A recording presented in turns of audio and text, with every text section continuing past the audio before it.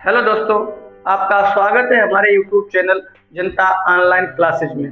दोस्तों, आज मैं आपको प्रेजेंट टेंस का दूसरा टेंस प्रेजेंट कंटीन्यूअस टेंस, जिसका इंट्रोगेटिव सेंटेंस, जिसको हम हिंदी में प्रश्नवाचक वाक्य कहते हैं, इस टेंस की आपको हम जानकारी दे रहे हैं। पहचान, पहले आते हैं प्रेजेंट कंटीन्यूअस टेंस जो है। इस टेंस की पहचान क्या होती है?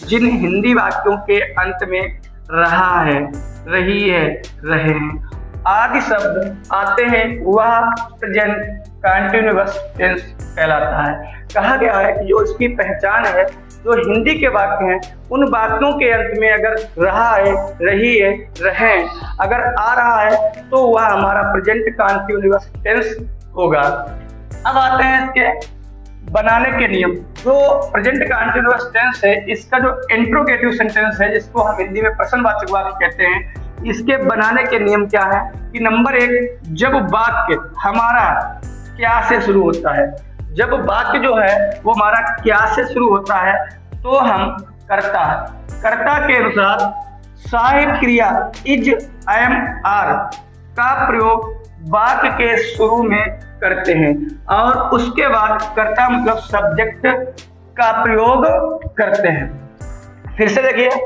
कि जब वाक्य हमारा क्या से शुरू होता है, तो इस टेंस में हम सबसे पहले कर्ता देखते हैं। कर्ता के अनुसार अगर कर्ता हमारा एक वचन है तो इज का प्रयोग करते हैं, कर्ता हमारा बहुवचन है तो आर का प्रयोग करते हैं, अगर कर्ता हमारा आई है तो उसमें हम एम का प्रयोग करते हैं। तो इसमें क्या है कि कर्ता के अनुसार सहायक क्रिया इज, एम, आर का प्रयोग वाक्य के शुरू में करते हैं और उसके बाद में कर्ता मतलब सब्जेक्ट का प्रयोग करते हैं। और इसमें मेन वर्ब जो मुख्य क्रिया होती है, उसकी फर्स्ट फॉर्म में आईएनजी का प्रयोग करते हैं। अब दोस्तों, दूसरा नियम जो है कि जब बातों के बीच में क्या आ जाए, क्यों आ जाए, कैसे आ जाए, कहाँ आ जाए, कौन आ जाए, कब, जब, मतलब वाक्यों के बीच में ये जो हमारे शब्द होते हैं, ये क्वेश्चन वर्ड बोले जाते हैं, इनको हम प्रश्नवाचक वाक्य बोलते हैं। मतलब बीच में जब कोई सेंटेंस के बीच में क्या हो, क्यों हो, कैसे हो, कहाँ हो, कब हो, जब हो और कौन हो आदि शब्द आते हैं, तो हम इन शब्दों की अंग्रेजी मतलब जो शब्द हैं, इन शब्दों की जो अंग्रेजी है वाक्य के शुरू में लगाकर, इन शब्दों की जो अंग्रेजी है वो वाक्य के शुरू में लगाकर उसके बाद सहायक क्रिया इज, एम, आर मतलब इज, एम, आर जो करता मतलब सब्जेक्ट के अनुसार लगाते हैं। सबसे पहले क्या करते हैं, इन शब्दों की मीनिंग सबसे वाक्य के शुरू में लगा देते हैं। उसके बाद में हमारी जो सहायक क्रिया है, हेल्पिंग वर्ब है, इज, एम, आर है, उनका प्रयोग करते हैं, वो भी कर्ता के अनुसार करते हैं। अगर वाक्य निगेटिव हो, मान लीजिए कभी कभी वाक्य क्या है निगेटिव भी आ जाता है, तो अगर वाक्य निगेटिव हो तो कर्ता के बाद नॉट का प्रयोग करते हैं, कर्ता के बाद में नॉट का प्रयोग करते हैं। फिर इनके फार्मूले क्या है? फार्मूला पहला जो रूल हमारा है, उस रूल का पहला जो फार्मूला हमारा है, तो सबसे पहले इज, एम, आर मतलब जब वाक्य क्या से शुरू होता है तो सबसे पहले हम इज का प्रयोग करते हैं या एम का प्रयोग करते हैं या आर का प्रयोग करते हैं। किसके अनुसार? इस सब्जेक्ट के अनुसार इन तीनों में से किसी एक का प्रयोग करते हैं। अगर सब्जेक्ट हमारा एक वचन है तो इज का प्रयोग करते हैं, अगर सब्जेक्ट हमारा बहुवचन है तो आर का प्रयोग करते हैं, अगर सब्जेक्ट की जगह पर आई है तो एम का प्रयोग करते हैं। इसके बाद अगर वाक्य निगेटिव है, मान लीजिए वाक्य निगेटिव भी है तो नॉट का प्रयोग करेंगे, अगर वाक्य निगेटिव नहीं है तो उसके बाद में सीधे मेन वर्ब की फर्स्ट फॉर्म का प्रयोग करेंगे। मतलब अगर निगेटिव नहीं है तो मेन वर्ब की फर्स्ट फॉर्म का प्रयोग करेंगे और उसी में हम आईएनजी का प्रयोग करेंगे। जो मेन वर्ब की फर्स्ट फॉर्म होगी उसी में हम आईएनजी का प्रयोग कर देंगे। उसके बाद जो हमारा ऑब्जेक्ट होगा, जिसको हिंदी में हम कर्म कहते हैं, और बाद में जो हमारा शेष बचेगा अदर जो होगा, उसको बाद में हम लाएंगे। दूसरा जो हमारा नियम है, जिसमें क्या, क्यों, कैसे, कहाँ, कब, जब ये शब्द अगर बीच में आ जाते हैं तो इन शब्दों को हम क्वेश्चन वर्ड कहते हैं या प्रश्नवाचक शब्द कहते हैं। इन शब्दों की जो अंग्रेजी होती है वो वाक्य के बिल्कुल शुरू में लगाते हैं, फिर उसके बाद इज, एम, आर का प्रयोग करते हैं, वो भी कर्ता मतलब सब्जेक्ट के अनुसार करते हैं। उसके बाद सब्जेक्ट, फिर अगर वाक्य निगेटिव भी है तो नॉट, अगर नहीं निगेटिव है तो सब्जेक्ट के तुरंत बाद हम मेन वर्ब की फर्स्ट फॉर्म का प्रयोग करते हैं। जो हमारी मुख्य क्रिया होगी इसकी फर्स्ट फॉर्म लगाएंगे और उसके बाद में हम आईएनजी का प्रयोग कर देंगे। फिर इसके बाद हमारा जो ऑब्जेक्ट होता है, ऑब्जेक्ट लगाएंगे जिसको हिंदी में कर्म कहते हैं। बाद में बच्चा तो हमारा अगर जो शेष बचता है उसको बिल्कुल लास्ट में लाते हैं। अब जैसे हमारे जो एग्जाम्पल देखो, पहले नियम का जो एग्जाम्पल है जिसमें क्या शुरू में होता है कि क्या वह एक पत्र लिख रहा है। जब हम इसकी अंग्रेजी बनाते हैं तो सबसे पहले हम इज एमआर का प्रयोग करते हैं, क्या की अंग्रेजी नहीं लिखते हैं। जब क्या शुरू में होता है तो क्या की अंग्रेजी नहीं लिखी जाती है। और जब दूसरा नियम है जिसमें रामू घर क्यों नहीं जा रहा है। अब बीच में जब क्या कब क्यों कहते हैं, जब बीच में आ जाते हैं तो इनकी मीनिंग जो होती है वाक्य के शुरू में लगाते हैं। अगर क्या बीच में आ जाता है तो क्या की मीनिंग भी वाक्य के शुरू में लगाते हैं। उसके बाद में हम इज एमआर का प्रयोग करते हैं, वो भी कर्ता के अनुसार करते हैं। लास्ट में इनमें क्वेश्चन मार्क जरूर लगाएंगे, मतलब क्वेश्चन मार्क। अब आते हैं प्रेजेंट कंटीन्यूअस टेंस के इंट्रोगेटिव सेंटेंस, मतलब प्रश्नवाचक वाक्यों पर आते हैं। तो इनके जो एग्जाम्पल है, पहला जो एग्जाम्पल है वो क्या वह आज खाना बना रही है। अब मैंने आपको बताया था जब वाक्य क्या से शुरू होता है तो हम इज एमआर का प्रयोग कर्ता के अनुसार वाक्य के शुरू में लगाते हैं।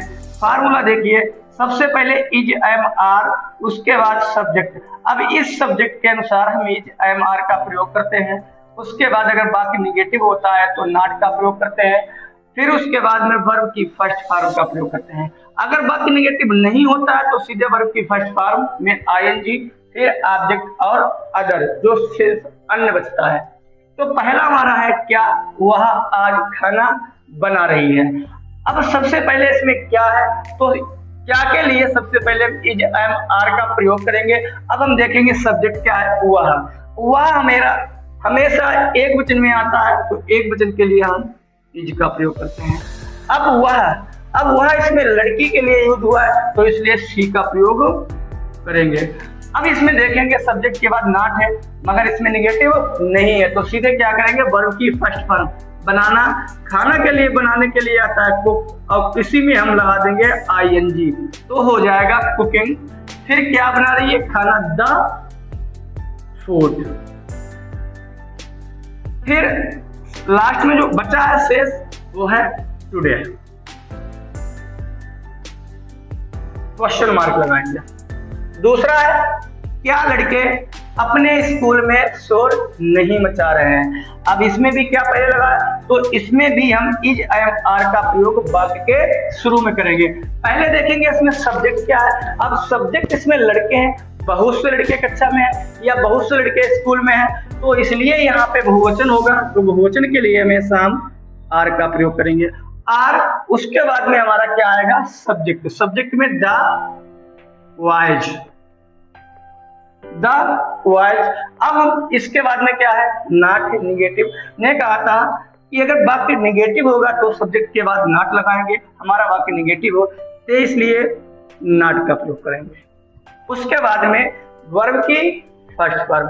अब इसमें जो वर्ब है शोर मचाना एक साथ में आता है तो इसका जो वर्ब है वो मैकिंग हो जाएगा, मैक का मैकिंग हो जाएगा। ए नॉइज, शोर मचाने की एक साथ में आ जाती है मैक ए नॉइज, इसलिए हम इसको मैकिंग ए नॉइज कर देंगे, आईएनजी जोड़ देंगे। अब बच्चे कहाँ शोर मचा रहे हैं तो इन, अपने के लिए बहुत से बच्चे हैं तो अपने के लिए देयर का प्रयोग करेंगे, देयर स्कूल, क्वेश्चन मार्क। अब देखते हैं तीसरा बात, किसान आज अपना खेत क्यों नहीं जोत रहा है। किसान आज अपना खेत क्यों नहीं जोत रहा है। अब देखेंगे इसमें बीच में क्यों आ गया है। मैंने भी आपको दूसरा नियम बताया था कि जब बातों के बीच में क्या, कब, क्यों, कैसे, कहाँ, कब, जब आदि ये शब्द आ जाते हैं तो इन शब्दों की मीनिंग जो या अंग्रेजी होती है वाक्य के बिल्कुल शुरू में लगाते हैं। अब देखते हैं इनको हम इंग्लिश में कहते हैं क्वेश्चन वर्ड। हमारा जो फार्मूला होता है इससे पहले हम क्वेश्चन वर्ड को जोड़ देंगे तो हमारा फार्मूला जो हो जाएगा कि सबसे पहले क्वेश्चन वर्ड जोड़ते हैं, उसके बाद में इजेमार का प्रयोग होता है। अब इजेमार जो होता है वो सब्जेक्ट के अनुसार आएगा। अब सब्जेक्ट के बाद अगर बाकी निगेटिव है तो नॉट आएगा, अगर सब्जेक्ट के बाद निगेटिव है तो नॉट, और नहीं निगेटिव है तो सीधे वर्ब की फर्स्ट फॉर्म में आईएनजी का प्रयोग करेंगे। उसके बाद में ऑब्जेक्ट लगाएंगे और जो शेष मतलब अदर जो बचेगा उसको सबसे लास्ट में ले जाएंगे। अब हमारा जो क्यों है, अब इसकी जो मीनिंग या अंग्रेजी है इसको बिल्कुल शुरू में लगाएंगे, तो इसकी जो होगी वाई। फिर उसके बाद किसान, एक किसान की बात हो रही तो इसलिए हम इज का प्रयोग करेंगे, इज। फिर द फार्मर माने किसान होता है। फिर उसके बाद में हमने देखा इसमें निगेटिव है, मैंने आपको बताया है कि सब्जेक्ट के बाद में निगेटिव होगा तो नॉट का प्रयोग करेंगे, तो नॉट लगा दिया। फिर इसके बाद में वर्ब की फर्स्ट फॉर्म। अब जोतना, जोत रहा है तो जोतना, जोतना की होती है प्लो, PLOUGH, प्लो। इसी में हम ING का प्रयोग कर देंगे तो हमारा हो जाएगा फ्लोइंग। फिर क्या जोत रहा है, अपना खेत, तो किसान एक वचन है, हिज का प्रयोग करेंगे और खेत की फील्ड, FIELD। अब किसान, आज इसमें लिखा है ये अदर शब्द है, इसके बाद में टुडे। अब क्वेश्चन मार्क का प्रयोग करेंगे। अब आते हैं चौथा वाक्य जो है कि तुम आज अपने पिता के साथ कहाँ जा रहे हो। अब इसमें भी बीच में कहाँ आ गया, मैंने आपको बताया जब बीच में कहाँ आ जाए तो बात के शुरू में लगा देते हैं। अब कहाँ की मीनिंग जो होती है वो वेयर होती है, वेयर। उसके बाद में इजेमर का प्रयोग करेंगे। अब सब्जेक्ट पहले देखेंगे, सब्जेक्ट क्या है, तुम, और तुम की होती है यू। यू हमारा हमेशा बहुवचन में आता है तो इसलिए बहुवचन के साथ में आर का प्रयोग करेंगे। फिर सब्जेक्ट क्या है, तुम, तो तुम की क्या हो जाएगी, यू।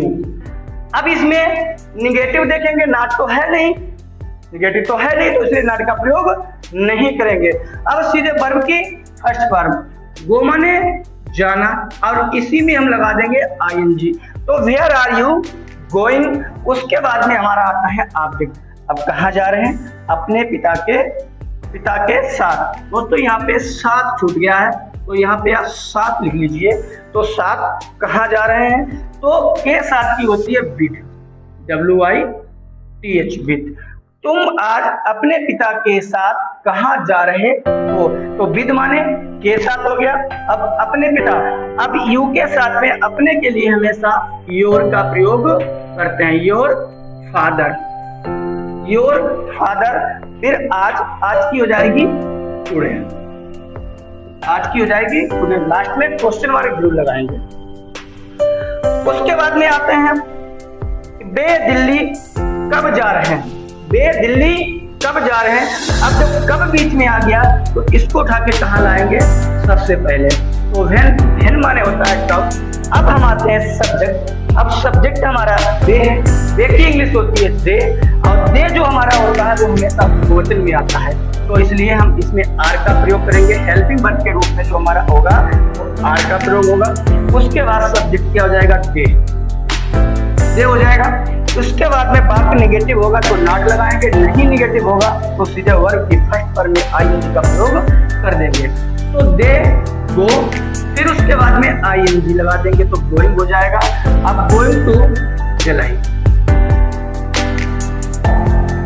दिल्ली माने दिल्ली, तो इसमें क्वेश्चन मार्क लास्ट में जरूर लगाएंगे। When are they going to Delhi, तो बे दिल्ली कब जा रहे हैं। दोस्तों इस फार्मूले को आप नोट कर लेना, अगर ना समझ में आया हो तो कमेंट में जरूर